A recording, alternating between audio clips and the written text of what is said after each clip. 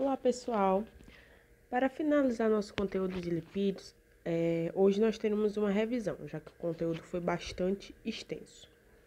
Primeiro nós falamos sobre algumas características gerais dos lipídios, e algumas delas foram que eles não são polímeros, que eles são componentes de alto teor calórico e que fazem parte componente de estruturas das nossas células vivas.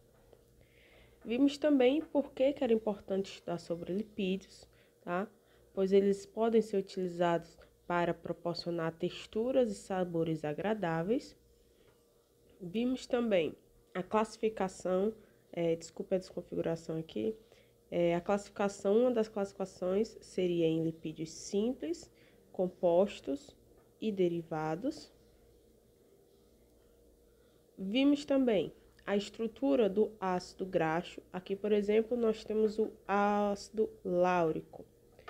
O ácido láurico, ele é um exemplo de ácido graxo que tem como estrutura base uma parte formada apenas por carbono e hidrogênio, que ela é apolar e não se dissolve na água, e uma ponta da molécula que é polar e tem a capacidade de se ligar à água.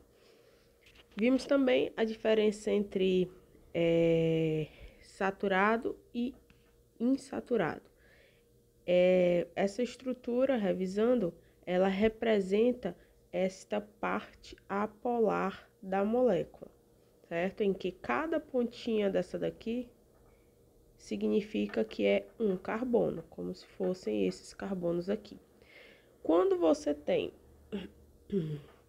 carbonos, apenas ligações simples entre os carbonos, nós chamamos de saturado. Quando há uma ligação apenas dupla entre dois carbonos, nós chamamos de monossaturado. Quando temos duas insaturações, nós chamamos de poliinsaturado. Vimos também que a estrutura dos ácidos graxos saturados geralmente é linear, enquanto a que é do insaturado proporciona uma torção na molécula.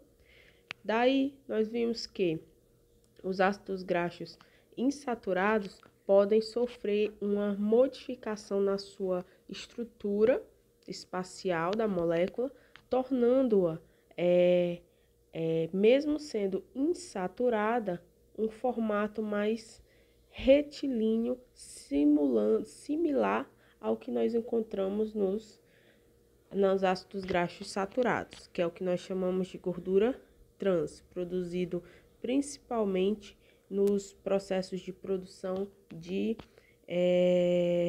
gordura plástica ou sólida a partir de óleos em processo de hidrogenação. Nós vimos também que essa estrutura física mais retilínea da gordura dos ácidos graxos saturados proporciona uma maior interação e uma maior ligação entre os ácidos graxos saturados, proporcionando uma estrutura mais compacta, que fisicamente proporciona um ponto de fusão mais alto, ou seja, ela passa para o estado sólido para o estado líquido a uma temperatura mais alta, e por isso na temperatura ambiente nós temos ela na forma de cerosa ou sólida ou pastosa. Já quando a gente tem presença de ácidos graxos insaturados, a molécula já tem uma torção em sua forma, o que dificulta a interação entre essas diversas camadas, gerando assim uma estrutura no geral menos compacta e que vai ter um ponto de fusão mais baixo, ou seja, a temperatura em que ela vai passar do estado sólido para líquido é uma temperatura mais baixa, que quando está a temperatura ambiente representa em formato de líquido, ou seja, ele já se transformou, já passou do estado sólido para o estado líquido. Nós vimos também a nomenclatura ômega, né? Que os ômegas, eles são um grupo de substâncias que tem uma característica similar. que quando você vai dar nome a um ácido graxo, você começa a considerar desta ponta polar. Quando você vai dar a nomenclatura ômega, você considera no sentido contrário. Por exemplo, nós temos aqui um carbono, 2, 3. A primeira insaturação está entre o carbono 3 e 4. Então, isso significa que ele é um ácido graxo da família ômega 3. E assim vai. Existem vários tipos de ácidos graxos nas diferentes famílias ômega, ômega 3, ômega 6, ômega 9. Vimos também o que são triacilgliceróis. Triacilgliceróis é um tipo de molécula formada por 3 ácidos graxos e um glicerol que se unem para formar uma molécula denominada triacilglicerol. Vimos também as fontes de lipídios, as fontes animais e fontes vegetais. As fontes animais, nós vimos que as principais são carne e derivados, ovos e derivados, leite e derivados e produtos que contenham produtos de origem animal. E como de origem vegetal, nós vimos os óleos, algumas frutas como abacate, nós vimos também as nozes e também linhaça, por exemplo.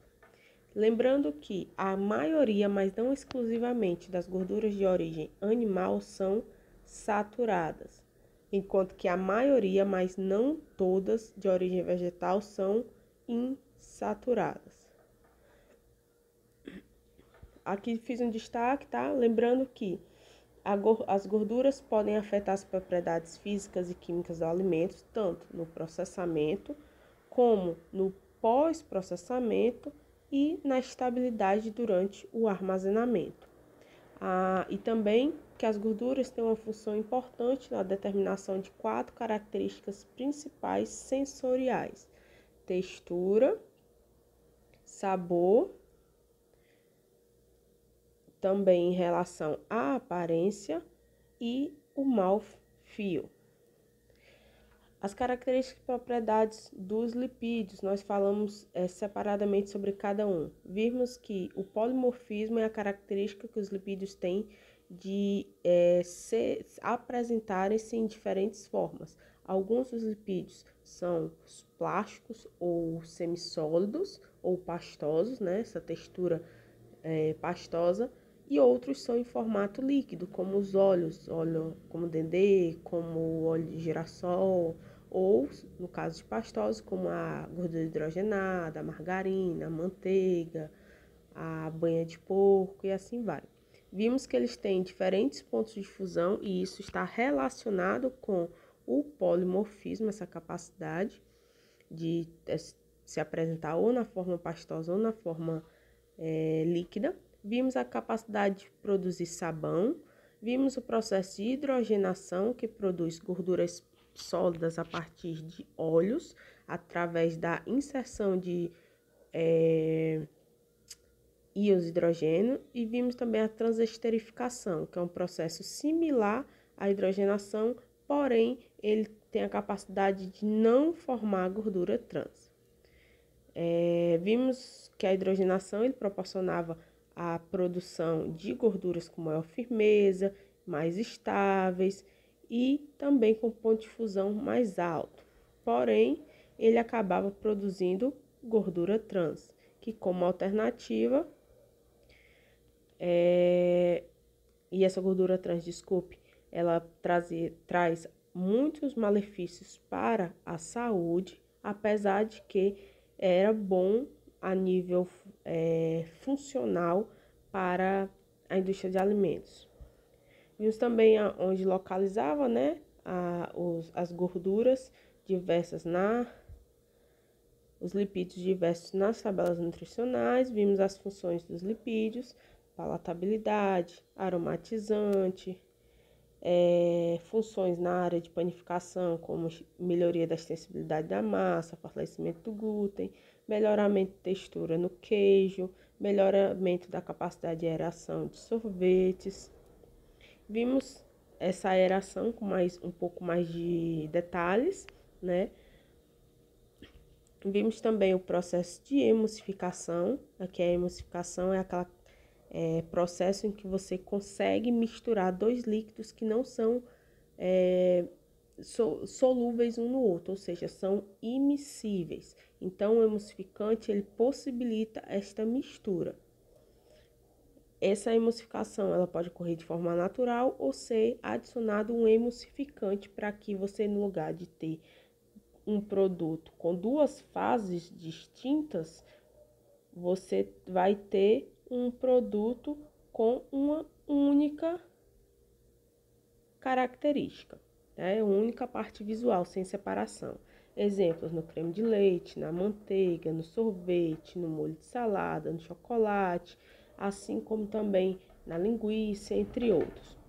Vimos aqui algumas listas de ingredientes com alguns nomes de emulsificante, como o estearol, lactilactato de sódio, polisorbato 80. Vimos também que existem produtos que, apesar de conterem lipídios e conter água, que naturalmente não se misturam, não precisam ter na sua lista de ingredientes emulsificantes. Isso ocorre por quê? Porque existe outro composto, outro ingrediente que ele tem substâncias com capacidade emulsificante, como o ovo. Vimos também que os lipídios influenciam na textura e também no flavor, como por exemplo naqueles produtos com sabor de bacon, sabor de manteiga, sabor de azeite de oliva.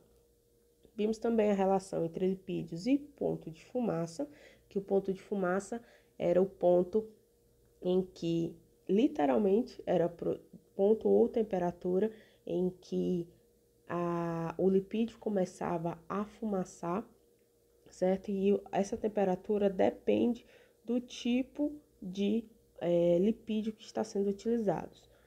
Os que apresentam maiores pontos de fumaça são a gordura hidrogenada e o óleo de soja, e o óleo de canola também, e o óleo de algodão. Vimos, e por último, na última aula, nós vimos sobre as reações de alteração dos lipídios, que essas alterações, elas ocorrem principalmente na hora que o alimento está sendo processado ou produzido, muito e em grande quantidade durante o armazenamento e quando se utiliza calor em alguma parte do processo, seja no processamento ou seja em um ambiente em que o alimento é armazenado em condições não ideais. Isso vai afetar os aspectos sensoriais, vai ficar aquele cheiro de ranço, coloração diferente, sabor de ranço, vai afetar o valor nutricional, vai afetar a aceitação do produto pelo consumidor e pode estar relacionado com as substâncias tóxicas. Vimos que existem vários tipos de reações, de formas com que os diversos lipídios podem se alterar, desde processos de oxidação até processos em que há apenas uma quebra da molécula. Por exemplo, na rancidez hidrolítica, nós temos o trioacilglicerol, que aqui ele tem os seus 3 ácidos graxos e o glicerol ligados. Então, o que é que vai ocorrer? Vai ocorrer a quebra de uma ou mais dessas ligações que eu estou cortando para produzir ácidos graxos livres. E esses ácidos graxos livres, se forem oxidados ou modificados, podem produzir o sabor de ranço, o cheiro e o sabor de ranço. Essa rancidez ela pode ser benéfica em alguns casos, como na maturação de queijos, mas na grande maioria ela produz características ruins, como na manteiga, no leite cru e no leite de coco. Já as reações de oxidação não são necessariamente apenas uma quebra de molécula. Ocorre a oxidação pela adição de moléculas, de átomos nas insaturações dos ácidos graxos. Então, ela vai ocorrer exatamente nas gorduras insaturadas, porque aqui na rancidez hidrolítica pode ser que todos esses ácidos graxos aqui sejam saturados e a reação vai ocorrer da mesma forma, porque não vai ocorrer a reação na dupla ligação, ela vai ocorrer uma quebra de molécula. Já na oxidação, não. Na oxidação, ela vai ocorrer exatamente nos pontos de insaturação dos ácidos graxos.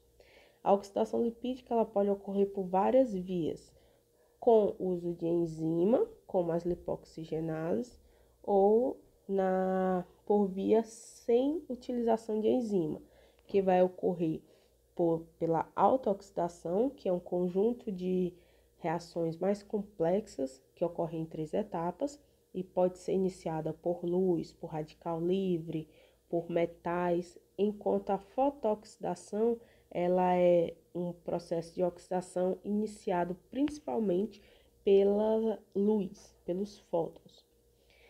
E por último, nós vimos que essas alterações elas podem ser controladas ou reduzidas, tá? E como é que a gente pode controlar essas alterações? Utilizando substâncias antioxidantes, utilizando processos físicos para controle do oxigênio no ambiente ou na embalagem, já que o oxigênio é um dos fatores que proporciona a oxidação de lipídios, e também na inativação das enzimas, pois há processos de rancidez hidrolítica e também oxidativa causada por enzimas. Então, você vai combater o que vai iniciar ou gerar essa oxidação. E como exemplos de antioxidantes, nós temos o galato de propila, o TBHQ, o BHA, o EDTA, o ácido cítrico, a vitamina E, que é o tocoferol, entre outros. Bom, aqui algumas referências utilizadas nessa e nas outras aulas. Até a próxima aula. Utilize esse material para revisar, fazer novas anotações, envie suas dúvidas, resolva os exercícios, participe no fórum e até a próxima aula.